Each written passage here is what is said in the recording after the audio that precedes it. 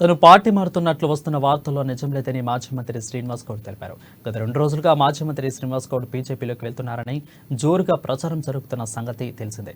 అయితే ఈ వార్తలపై స్పందించిన శ్రీనివాస్ గౌడ్ ఫేక్ వార్తలను నమ్మకూడదని కోరారు. బహుజన నేత ఆర్ఎస్ ప్రవీణ్ కుమార్ కు బీఆర్ఎస్లోకి స్వాగతం పలుకున్నట్లు ప్రకటించారు. ఇక బీఆర్ఎస్లో బహుజన నాయకత్వం బలంగా ఉందని అన్నారు. అధికారంలోకి వచ్చిన 3 నెలల్లోనే కాంగ్రెస్ కుట్రలు ఒక్కొక్కటిగా బయటకు వస్తున్నాయని తెలిపారు. కొందరు బీఆర్ఎస్లో లాభం పొంది ఇతర పార్టీలోకి వెళ్తున్నారని మండిపడ్డారు. రేవంత్ రెడ్డి సర్కారుకు అమలుపై శ్రద్ధ లేదని అన్నారు. అయితే కేసీఆర్ హయాంలోని కీలక పథకాలు పక్కన పెట్టి కుట్ర జరుగుతుందని అనుమానం వ్యక్తం చేశారు.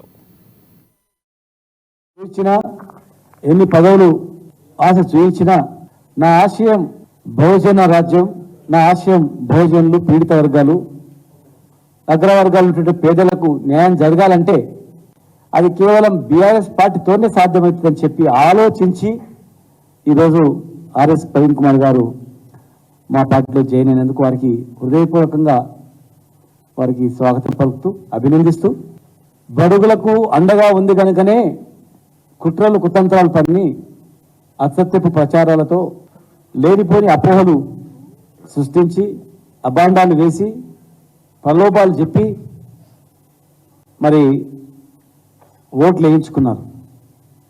బడుగు బలహీన వర్గాలు, రైతులు ఇప్పుడు ఆలోచన చేస్తూ ఉన్నారు. బలహీన వర్గాల వాళ్ళకు ఏ పార్టీ అండగా ఉంది, ఇన్ని స్కీమ్స్ ఎక్కడ ఎవరైంది, ఈ దేశంలో ఎవరైనా చేసిందా, మేధావులందరూ ఇప్పుడు ఆలోచన చేస్తూ ఉన్నారు. ఆలోచన చేయని వాళ్ళు కూడా ఇవాళ ఆలోచన చేయాలని చెప్పి మేము అడుగుతా ఉన్నాం. బహుజన నాయకత్వాన్ని టార్గెట్గా చేసుకొని ఈ రాష్ట్రంలో బహుజన నాయకులు ఎక్కడెక్కడ ఉన్నారు, వాళ్ళు ఎట్లా టార్గెట్ చేసుకొని వాళ్ళని ఎట్లా రాజకీయ అంతం చేయాలని